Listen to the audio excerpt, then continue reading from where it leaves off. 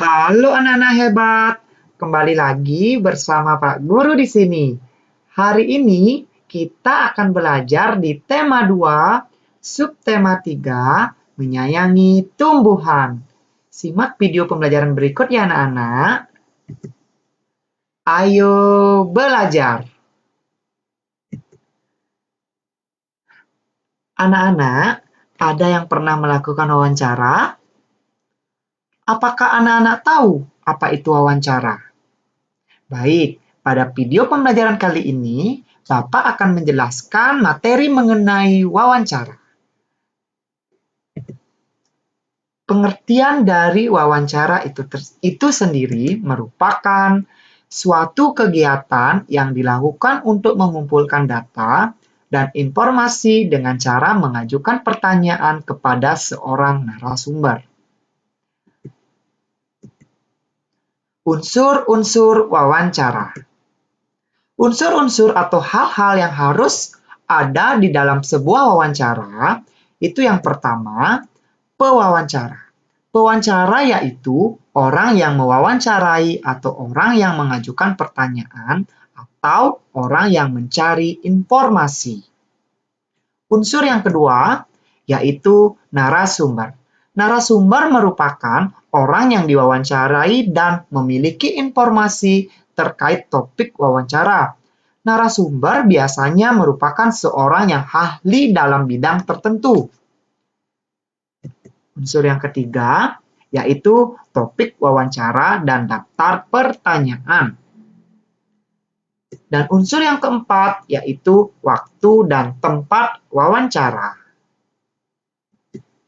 Selanjutnya yaitu kata tanya yang dapat digunakan ketika melakukan wawancara, biasanya di dalam penyusunan teks wawancara. Yang pertama, ada kata tanya apa atau apakah.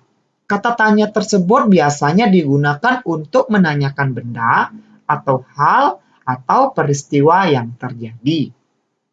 Kata tanya yang kedua yaitu siapa atau siapakah. Kata tanya tersebut biasanya digunakan untuk menanyakan orang atau pelaku kejadian. Kata tanya yang ketiga yaitu bagaimana atau bagaimanakah. Kata tanya tersebut biasanya digunakan untuk menanyakan cara atau keadaan yang terjadi dalam sebuah peristiwa. Kata tanya yang keempat yaitu mengapa atau mengapakah. Kata tanya tersebut biasanya digunakan untuk menanyakan sebab atau alasan terjadinya suatu peristiwa. Kata tanya yang kelima yaitu kapan atau kapankah. Kata tanya tersebut biasanya digunakan untuk menanyakan waktu suatu peristiwa. Kata tanya yang keenam yaitu berapa atau berapakah, yang biasanya digunakan untuk menanyakan jumlah. Dan kata tanya yang ketujuh yaitu di mana atau di manakah, yang biasanya digunakan untuk menanyakan tempat atau peristiwa.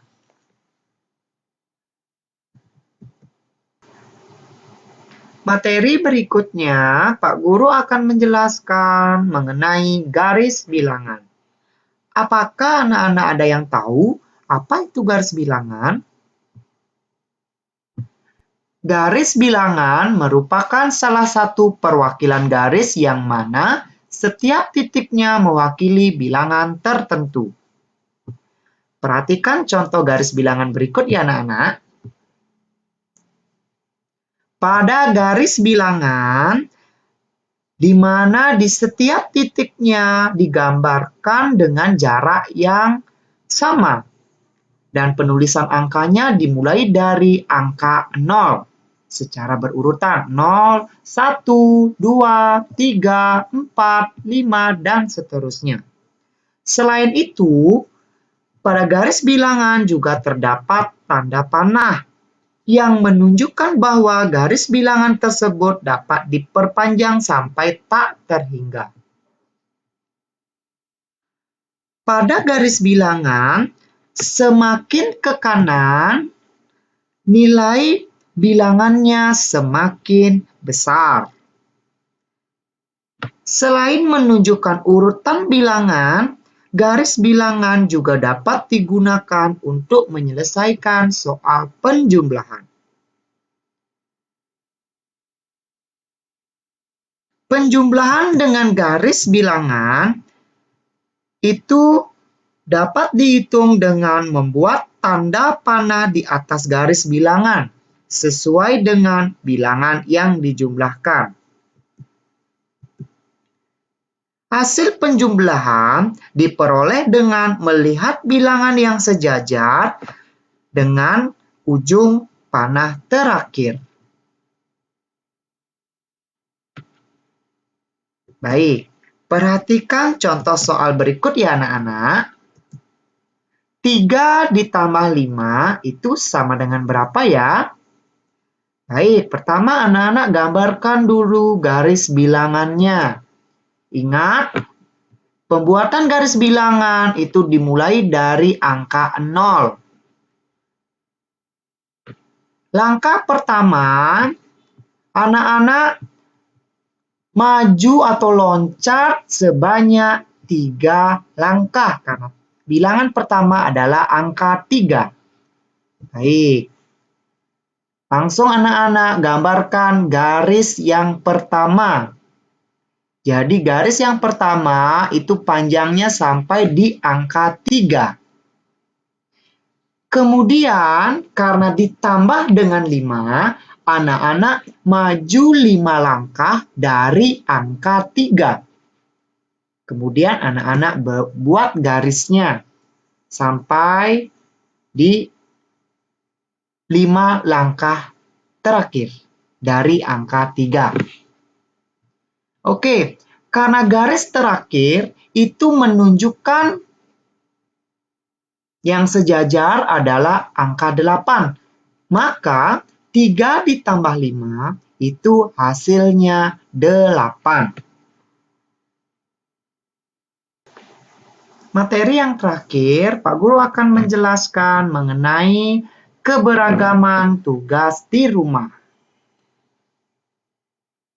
Di dalam lingkungan rumah, setiap anggota keluarga itu memiliki tugasnya masing-masing.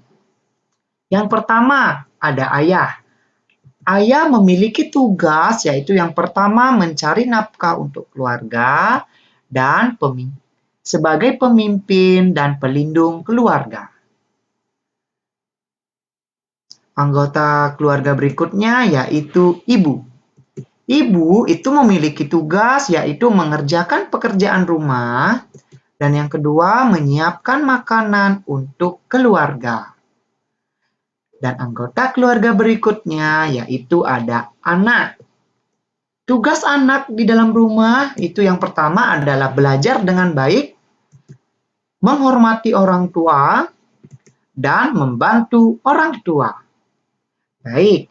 Berikut merupakan keberagaman tugas anggota keluarga di rumah. Sekian video pembelajaran dari Bapak. Sampai jumpa di video pembelajaran berikutnya. Tetap semangat ya anak-anak. Ingat, jaga kondisi anak-anak di rumah ya.